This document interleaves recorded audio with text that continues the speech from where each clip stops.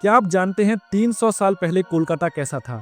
300 साल पहले यानी 1724 के आसपास कलकत्ता आज जैसा महानगर नहीं था। यह 3 गांवों का एक समूह था, सुल्तानुती, गोविंदपुर और कलकत्ता। इस अवधि के दौरान कलकत्ता मुख्य रूप से ब्रिटिश ईस्ट इंडिया कंपनी के व्यापारिक केंद्र के रूप में फलने फूलने लगा, लेकिन यह अभी भी मुख्य रूप से नदी के किनारे मछली पकड़ने और कृषि का गांव था। कलकत्ता गंगा के तट पर बाढ़ग्रस्त क्षेत्र था।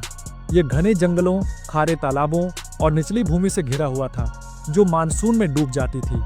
गंगा के किनारे कई बाघों और जंगली जानवरों का घर थे। आवास घर मुख्यतः मिट्टी पूस के छप्पर वाले होते थे। जमींदारों के पास कचरी या मकानों को छोड़कर बड़े पक्के मकान नहीं होते थे। कृषि लोग कृषि और मछली पकड़ने के माध्यम से अपना जीवन यापन करते थे। जीवन शैली ग्रामीणों का जीवन सरल था। पूजा पर्वन, बाजार और स्थानीय मेले मनोरंजन के मुख्य स्रोत थे। अंग्रेजों का आगमन और परिवर्तन ब्रिटिश ईस्ट इंडिया कंपनी 1690 में जॉब चार्नाक के नेतृत्व में कलकत्ता में स्थायी रूप से बस गई।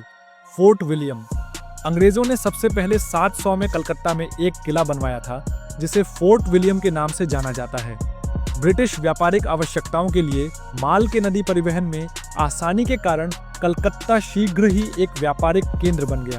कलकत्ता का तत्कालीन समाज जमींदारों और किसानों पर आधारित था। जमींदार गांवों पर शासन करते थे और उनके अंग्रेजों से संबंध थे।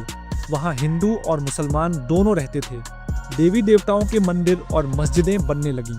अंग्रेजों के आगमन से यूरोपीय संस्कृति का प्रभाव उभरने लगा, लेकिन ग्रामीण संस्कृति और बंगाली लोकाचार अभी भी बरकरार थे। सड़कें उस समय कलकत्ता की सड़कें कच्ची सड़कें थीं। बरसात के दौरान यह सड़क लगभग अगम्य हो जाती है। संचार के साधन मुख्य रूप से नावों और बैलगाड़ियों का उपयोग किया जाता था। गंगा नदी परिवहन का मुख्य मार्ग थी। ब्रिटिश ईस्ट इंडिया कंपनी ने यहाँ रेशम, कपास, मसालों और चार का व्यापार शुरू किया। कलकत्ता धीरे धीरे भारत के वाणिज्यिक केंद्रों में से एक बनता जा रहा था।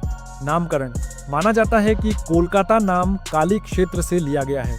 पहले स्कूल और अस्पताल अंग्रेजों द्वारा कलकत्ता में स्थापित किए गए थे। 300 साल पहले कलकत्ता ग्रामीण परिवेश से घिरा एक छोटा सा व्यापारिक केंद्र था, जो धीरे धीरे अंग्रेजों के अधीन एक आधुनिक शहर का रूप लेने लगा। यद्यपि आज का कोलकाता इसके परिवर्तन का परिणाम है, उस समय के कोलकाता की ऐतिहासिक नींव और संस्कृति शहर की जीवनधारा बनी हुई है।